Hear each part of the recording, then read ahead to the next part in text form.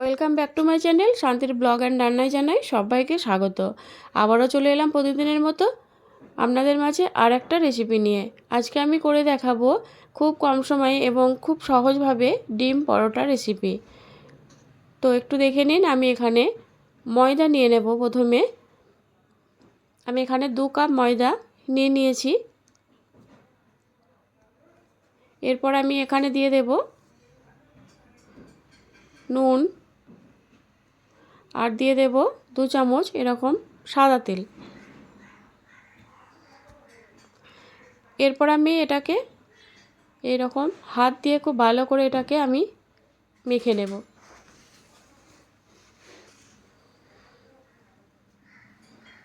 এটাকে বেশ কিছুক্ষণ টাইম নিয়ে এভাবে করে হাত দিয়ে আমি মেখে নেব। আর এটাকে ঠিকঠাক হয়েছে কি না ময়ামটা সেটা এইভাবে করে আমি দেখে নেব মুঠি বেঁধে। তো এরপর আমি এখানে নর্মাল পানি দিয়ে এটাকে একটা ডো তৈরি করে নেব।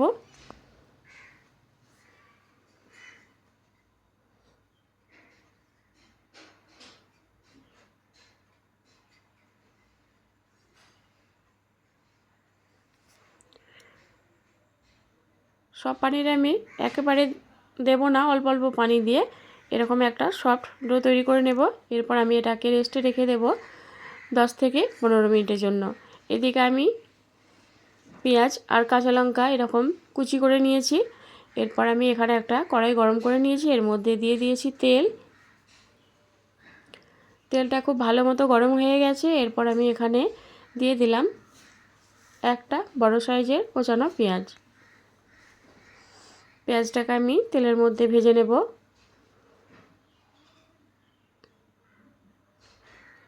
এরপর আমি কাঁচা লঙ্কাগুলো দিয়ে দেব। ঝালটা আপনারা আপনাদের পছন্দ মতো দেবেন। দিয়ে দিলাম স্বাদ মতো নুন।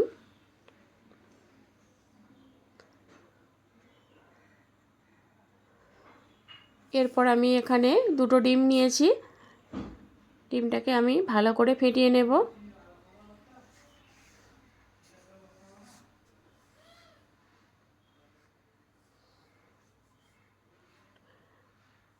ভালো করে ডিমটাকে ফেটিয়ে নিয়েছি আর এদিকে পেঁয়াজটা নরম হয়ে গেছে। এরপর আমি ডিমটা পেঁয়াজের মধ্যে দিয়ে দিলাম। দিয়ে ডিমটাকে আমি ভুজি বানিয়ে নেব।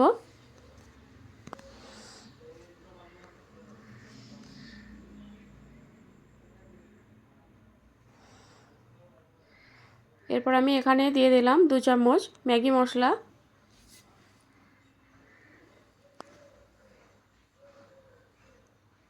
তো এটা আমার ভাজা হয়ে গেছে।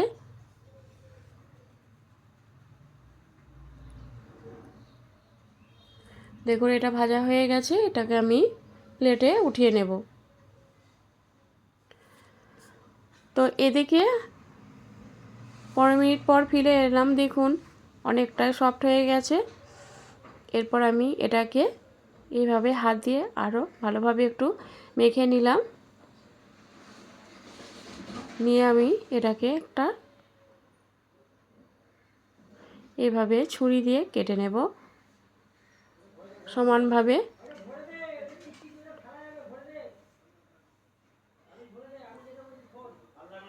এইভাবে সমানভাবে 3টে আমি এরকম কেটে নিয়েছি। এরপর আমি এটাকে হাত দিয়ে একটু সমান করে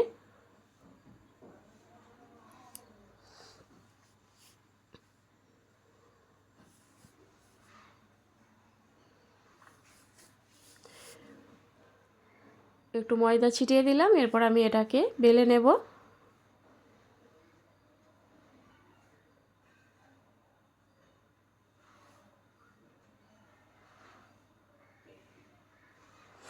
এভাবে করে এটাকে একটা রুটির মতো বেলে নেব। খুব বেশি পাতলা না করলেও চলবে। এরপর আমি এখানে যে ডিমটা ভেজে রেখেছিলাম সেটা আমি এর মধ্যে দিয়ে দিলাম।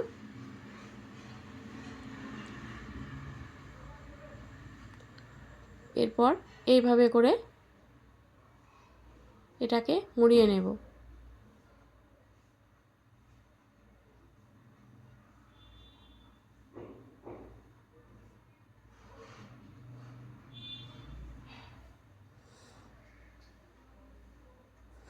এরপরে এটাকে আমি এইভাবে একটু কেটে নিলাম, নিয়ে আলতো হাতে হালকা করে এটাকে এরকম বেলে নিতে হবে।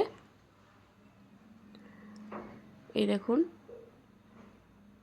এইভাবে করে বেলে নিয়েছি। এরপর এটা সেঁকে নেব। আমি প্রথমে এখানে একটা ফ্রাই প্যান বসিয়ে দিয়েছি আর এটাকে ভালো করে গরম করে নিয়েছি। প্রথমে আমি এটাকে শুকনো অবস্থায় ভেজে নেব।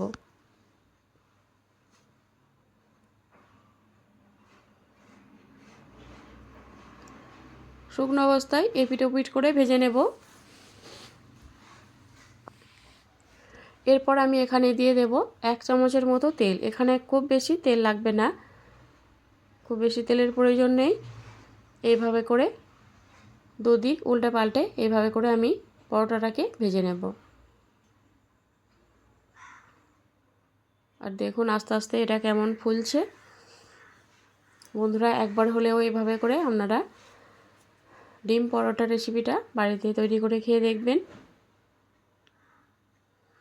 আর এটা কম সময়ও লাগে, খুব ঝটপট হয়ে যাবে। বাচ্চাদের স্কুলের টিফিনে এটা দিতে পারেন, সকালে ব্রেকফাস্টের জন্য এটা বানাতে পারেন।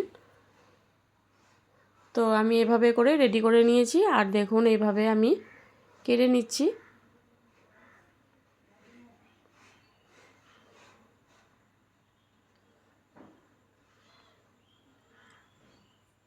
তো দেখুন